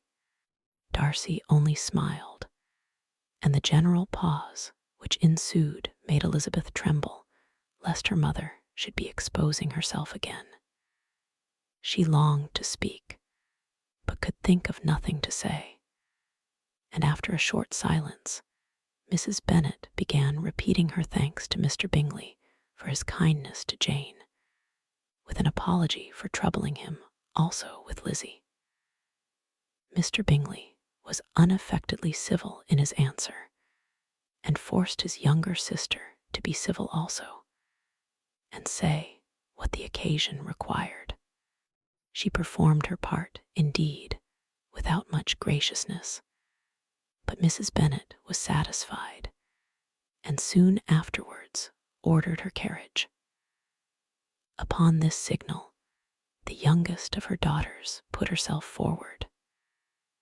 The two girls had been whispering to each other during the whole visit, and the result of it was that the youngest should tax Mr. Bingley with having promised on his first coming into the country to give a ball at Netherfield. Lydia was a stout, well-grown girl of 15, with a fine complexion and good-humored countenance, a favorite with her mother, whose affection had brought her into public at an early age. She had high animal spirits and a sort of natural self-consequence, which the attentions of the officers, to whom her uncle's good dinners and her own easy manners recommended her, had increased into assurance. She was very equal, therefore, to address Mr. Bingley on the subject of the ball, and abruptly reminded him of his promise, adding that it would be the most shameful thing in the world if he did not keep it. His answer to this sudden attack was delightful to her mother's ear. "I am perfectly ready, I assure you, to keep my engagement. And when your sister is recovered, you shall, if you please, name the very day of the ball. But you would not wish to be dancing while she is ill." Lydia declared herself satisfied. Oh yes, it would be much better to wait till Jane was well, and by that time, most likely, Captain Carter would be at Meryton again. "And when you have given your ball," she added, "I shall insist on their giving one also. I shall tell Colonel Forster it will be quite a shame if he does not." Mrs. Bennet and her daughters then departed, and Elizabeth returned instantly to Jane, leaving her own and her relations' behavior to the remarks of the two ladies and Mr. Darcy, the latter of whom, however, could not be prevailed on to join in their censure of her, in spite of all Miss Bingley's witticisms on fine eyes. Chapter 10. The day passed much as the day before had done. Mrs. Hurst and Miss Bingley had spent some hours of the morning with the invalid, who continued, though slowly, to mend, and in the evening Elizabeth joined their party in the drawing-room. The loo table, however, did not appear. Mr. Darcy was writing, and Miss Bingley, seated near him, was watching the progress of his letter, and repeatedly calling off his attention by messages to his sister. Mr. Hurst and Mr. Bingley were at piquet, and Mrs. Hurst was observing their game. Elizabeth took up some needlework, and was sufficiently amused in attending to what passed between Darcy and his companion.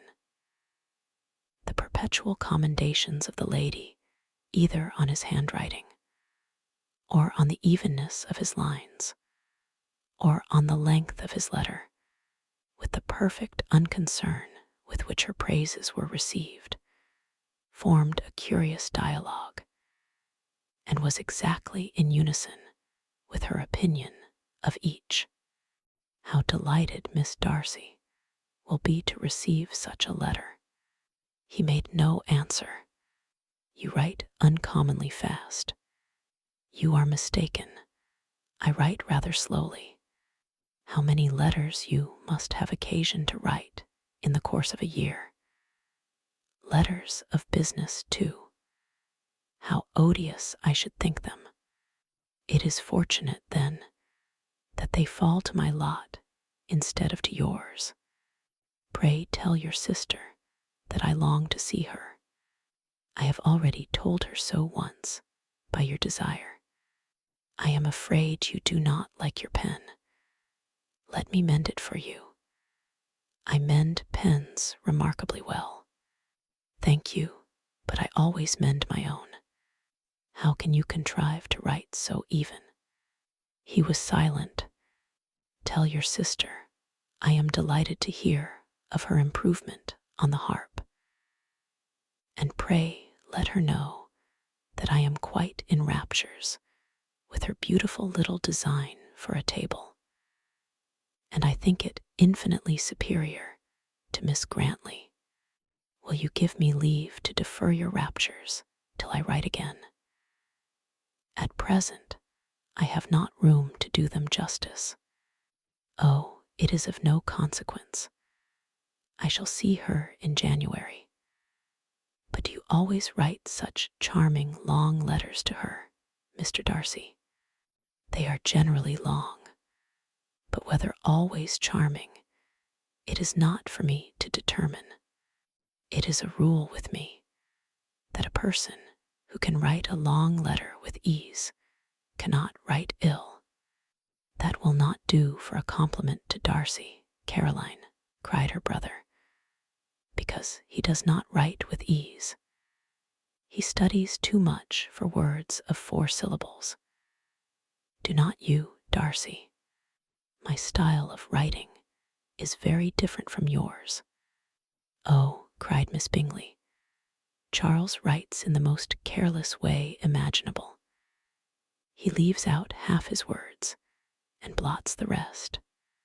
My ideas flow so rapidly that I have not time to express them, by which means my letters sometimes convey no ideas at all to my correspondents. Your humility, Mr. Bingley, said Elizabeth, must disarm reproof.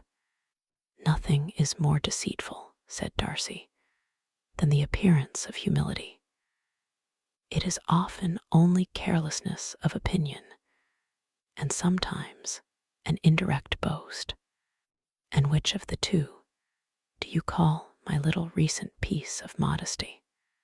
The indirect boast, for you are really proud of your defects in writing, because you consider them as proceeding from a rapidity of thought and carelessness of execution, which, if not estimable, you think at least highly interesting. The power of doing anything with quickness is always much prized by the possessor, and often without any attention to the imperfection of the performance. When you told Mrs. Bennet this morning that if you ever resolved on quitting Netherfield you should be gone in 5 minutes, you meant it to be a sort of panegyric, of compliment to yourself. And yet, what is there so very laudable in a precipitance which must leave very necessary business undone, and can be of no real advantage to yourself or anyone else?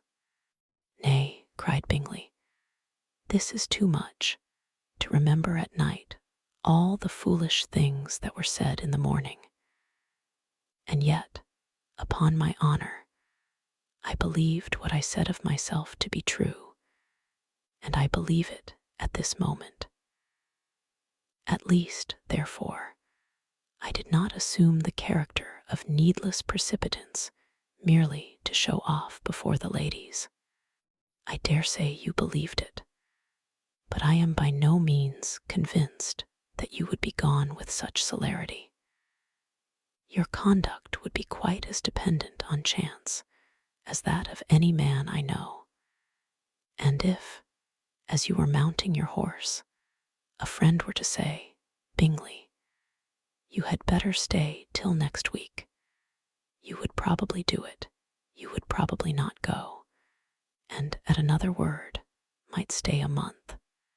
You have only proved by this, cried Elizabeth, that Mr. Bingley did not do justice to his own disposition.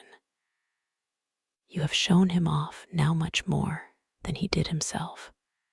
I am exceedingly gratified, said Bingley, by your converting what my friend says into a compliment on the sweetness of my temper. But I am afraid you are giving it a turn which that gentleman did by no means intend, for he would certainly think the better of me if, under such a circumstance, I were to give a flat denial and ride off as fast as I could. Would Mr. Darcy then consider the rashness of your original intention as atoned for by your obstinacy in adhering to it? Upon my word, I cannot exactly explain the matter. Darcy must speak for himself. You expect me to account for opinions which you choose to call mine, but which I have never acknowledged. Allowing the case, however, to stand according to your representation, you must remember, Miss Bennet, that the friend who is supposed to desire his return to the house and the delay of his plan has merely desired it, asked it, without offering one argument in favor of its propriety. To yield readily, easily, to the persuasion of a friend is no merit with you. To yield without conviction is no compliment to the understanding of either. You appear to me, Mr. Darcy, to allow nothing for the influence of friendship and affection. A regard for the requester would often make one readily yield to a request without waiting for arguments to reason one into it. I am not particularly speaking of such a case as you have supposed about Mr. Bingley. We may as well wait, perhaps, till the circumstance occurs before we discuss the discretion of his behavior thereupon. But in general and ordinary cases, between friend and friend, where one of them is desired by the other to change a resolution of no very great moment, should you think ill of that person for complying with the desire, without waiting to be argued into it, will it not be advisable, before we proceed on this subject, to arrange with rather more precision the degree of importance which is to appertain to this request, as well as the degree of intimacy subsisting between the parties? By all means, cried Bingley. Let us hear all the particulars, not forgetting their comparative height and size, for that will have more weight in the argument, Miss Bennet, than you may be aware of. I assure you that if Darcy were not such a great tall fellow, in comparison with myself, I should not pay him half so much deference. I declare I do not know a more awful object than Darcy on particular occasions, and in particular places, at his own house especially, and of a Sunday evening when he has nothing to do. Mr. Darcy smiled, but Elizabeth thought she could perceive that he was rather offended, and therefore checked her laugh. Miss Bingley warmly resented the indignity he had received in an expostulation with her brother for talking such nonsense. I see your design, Bingley, said his friend. You dislike an argument and want to silence this.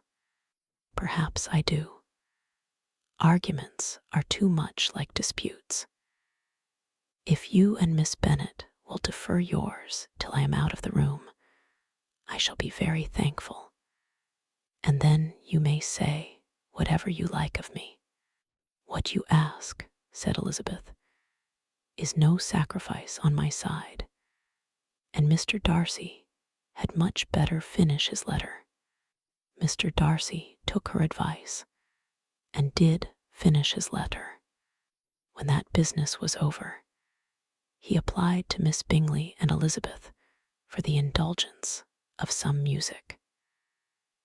Miss Bingley moved with alacrity to the pianoforte, and after a polite request that Elizabeth would lead the way, which the other as politely and more earnestly negatived, she seated herself. Mrs. Hurst sang with her sister, and while they were thus employed, Elizabeth could not help observing, as she turned over some music books that lay on the instrument, how frequently Mr. Darcy's eyes were fixed on her.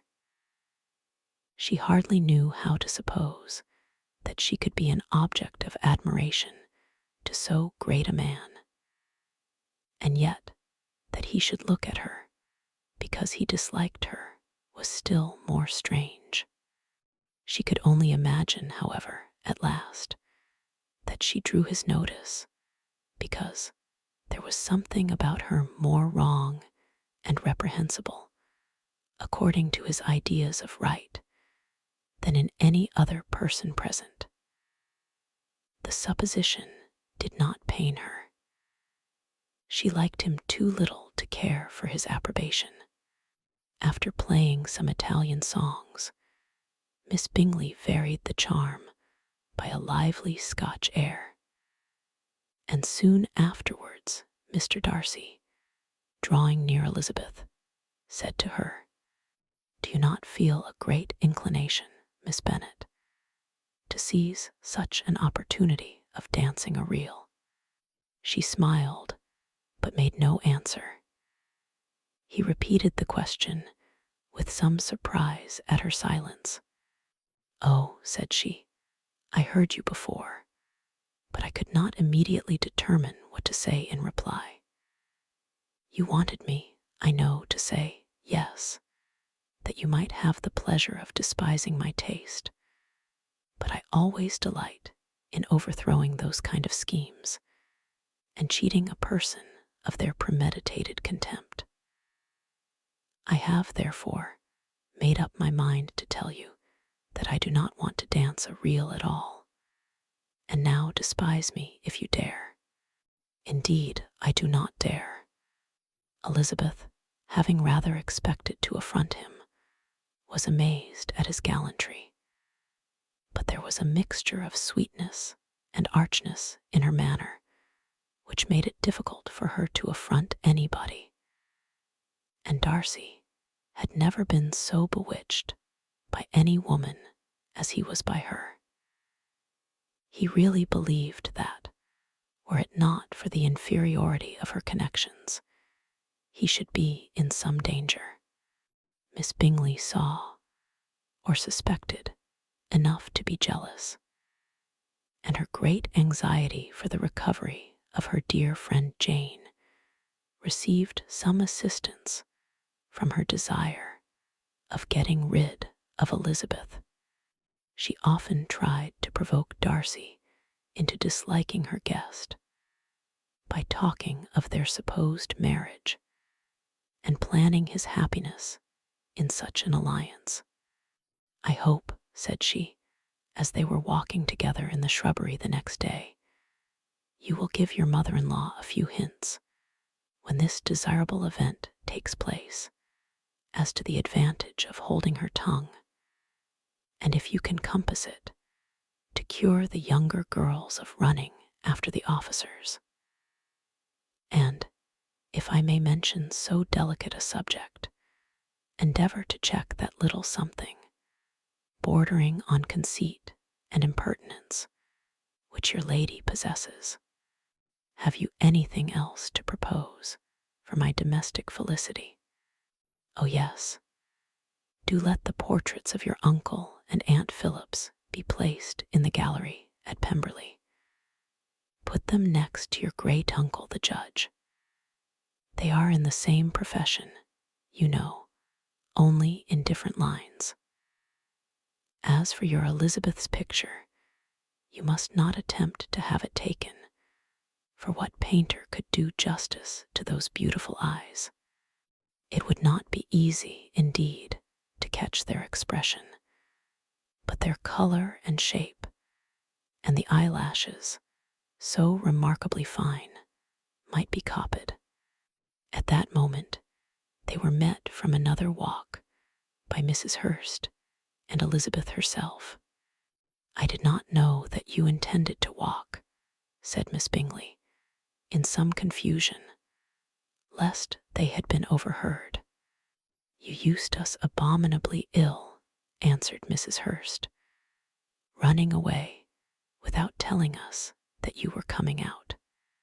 Then, taking the disengaged arm of Mr. Darcy, she left Elizabeth to walk by herself. The path just admitted 3. Mr. Darcy felt their rudeness and immediately said, "This walk is not wide enough for our party. We had better go into the avenue." But Elizabeth, who had not the least inclination to remain with them, laughingly answered, "No, no, stay where you are. You are charmingly grouped and appear to uncommon advantage. The picturesque would be spoilt by admitting a fourth. Goodbye." She then ran gaily off, rejoicing as she rambled about, in the hope of being at home again in a day or two. Jane was already so much recovered as to intend leaving her room for a couple of hours that evening. This is the end of part 1, chapters 1 to 10. Please click to see part 2. Also, please ring the bell, click like, and subscribe to the channel in order to receive notifications and explore other stories that we have for you. Thank you for watching and listening.